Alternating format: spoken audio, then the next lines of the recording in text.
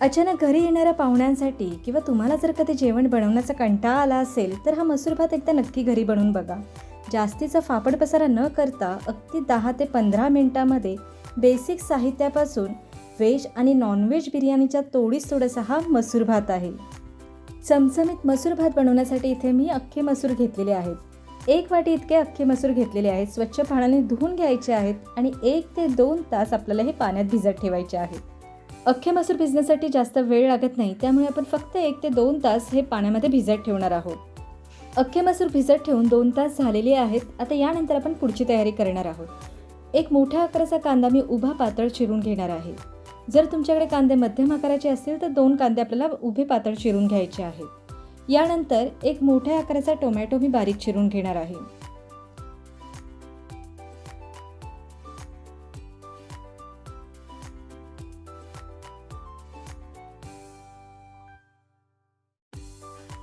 Tomato देखील म्हणजे बारीक चिरून झालेले आहेत. तुम्हाला या भातामध्ये गाजर बारीक चिरून घालायचे असेल तर ते देखील तुम्ही घालू शकता. आता हा भात मी कुकरमध्ये बनवत आहे. यासाठी कुकरमध्ये 1 पळी भरून तेल गरम करून घेतले आहे आणि काही खडे गरम मसाले घालणार आहे. दालचिनी आहे, स्टारफूल आहे, काळी मिरी आहे आणि 2 लवंग आहेत. आता थोडं जिरं घालत आहे आणि सोबतच 2 तेजपत्त्याची पानं देखील घेतलेली आहेत. हे गरम मसाले आपल्याला हलके असे तेलामध्ये परतून घ्यायचे आहेत. 7 ते 8 इथे मी कढीपत्त्याची पानं देखील घातलेली आहेत. इथे मी गॅसची फ्लेम अगदी कमी ठेवली आहे आणि आपल्याला हे खडे गरम मसाले एकाच सेकंदासाठी छान तेलामध्ये परतून घ्यायचे आहे. गरम मसाल्यांचा हलका असा सुवास दरवळू लागला की लगेचच यामध्ये आपल्याला कांदा घालायचा आहे. कांदासुद्धा तेलामध्ये आपल्याला व्यवस्थित परतून घ्यायचा आहे. कांदा छान सॉफ्ट झाला पाहिजे आणि कांद्याचा हलका असा रंग बदलला पाहिजे.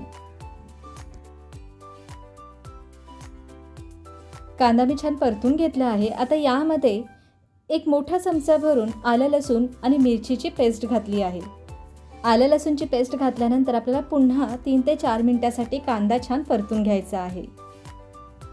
4 ते 5 मिनिटं हा कांदा मी छान परतून घेतला आहे. मस्त याचा सुवास दरवळत आहे आणि तुम्ही बघू शकता कांद्याचा ना हलकासा रंग बदललेला आहे आणि कांदा छान मऊसूत झालेला आहे. आता यामध्ये आपल्याला टोमॅटो घालायचा आहे आणि टोमॅटो देखील छान परतून घ्यायचे आहे.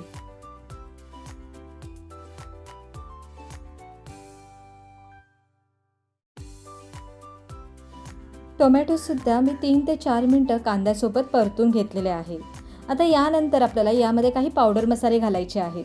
पावडर मसाले घालण्याआधी यामध्ये मी थोडी बारीक चिरून घेतलेली कोथिंबीर घालत आहे.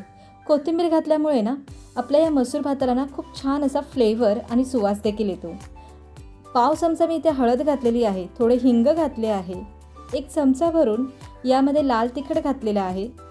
घरीच तयार केलेली धण्याची पावडर आणि अर्धा चमचा यामध्ये मी गरम मसाला पावडर घालत आहे. तुम्ही गरम मसाला पावडर ऐवजी बिर्याणी मसाला घातला तरीही चालेल. यामध्ये मी मात्र फक्त गरम मसाला पावडर घातले आहे. आपले जे घरचे बेसिक मसाले आहे ना त्या मसाल्यांचाच वापर करून हा मस्त चमचमीत असा मसूर भात बनवत आहे. या फोडणीमध्ये सर्व पावडर मसाले मिनिटभर तरी मी छान परतून घेतलेले आहेत. हलका असायला तेल सुटू लागले आहे. मसूर भातासाठी आपण ही जी ग्रेव्ही तयार केलेली आहे ना, ही जी फोडणी तयार केली आहे त्यामध्ये आपण भिजत घातलेले अख्खे मसूर घालायचे आहेत आणि छान परतून घ्यायचे आहेत. मी या फोडणीमध्ये ना अख्खे मसूर बघा छान परतून घेतले आहेत. आता लगेच यामध्ये आपल्याला भिजत ठेवलेले तांदूळ घालायचे आहे. मसूर भात बनवण्याआधी फक्त 10 ते 15 मिनिटं आपल्याला तांदूळ भिजत ठेवायचे आहे. इथे मी वाडा कोलम तांदूळ घेतलेले आहे. तुम्ही कोणताही तांदूळ इथे घेऊ शकता. तांदूळ घातल्यानंतर अगदी हलक्या हाताने आपल्याला हा तांदूळ व्यवस्थित ह्या भाजीमध्ये मिक्स करून घ्यायचा आहे आणि वरून मी थोडी पुन्हा कोथिंबीर घातली आहे. सर्व जिन्नस व्यवस्थित एकजीव केल्यानंतर आता यामध्ये आपल्याला चवीनुसार मीठ घालायचं आहे आणि त्यानंतर आपल्याला पुन्हा एकदा हे सर्व जिन्नस व्यवस्थित मिक्स करून घ्यायचं आहे आणि गरजेनुसार यामध्ये आपल्याला पाणी घालायचं आहे. अगदी हलक्या हाताने हे सर्व जिन्नस व्यवस्थित मिक्स करून घेतले आहेत म्हणजे सर्व मसाले भाताला व्यवस्थित लागतील आणि त्यानंतर आपल्याला यामध्ये गरजेनुसार पाणी घालायचं आहे. पाणी घातल्यानंतर सगळ्यात शेवटी वरून मी तूप सोडत आहे. भात शिजताना वरून तूप सोडल्यामुळे ना भात छान मोकळा देखील होतो आणि भाताला चव देखील छान लागते.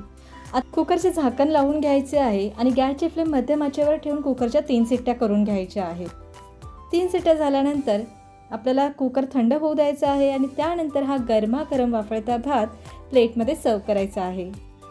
तुम्ही बघू शकता आपण हा जो मसूर भात बनवला आहे ना, छान असा मोकळा झालेला आहे. छान मऊसूत आणि मोकळा असा आपला हा मसूर भात गरमागरम मी कढीसोबत सर्व करणार आहे आणि सोबतच सॅलड देखील घेतला आहे. गरमीमध्ये तासनतास किचनमध्ये उभं राहून तुम्हाला जेवण बनवण्याचा कंटाळा आला असेल तर तुम्ही हा मस्त असा चमचमीत मसूर भात अगदी 10 ते 15 मिनिटामध्ये बनवू शकता. किंवा अचानक येणाऱ्या पाहुण्यांसाठी जर तुम्हाला काय बनवायचं हे सुचत नसेल तर देखील हा मस्त असा पर्याय आहे. तुम्ही हा भात ना टिफिनमध्ये देखील देऊ शकता.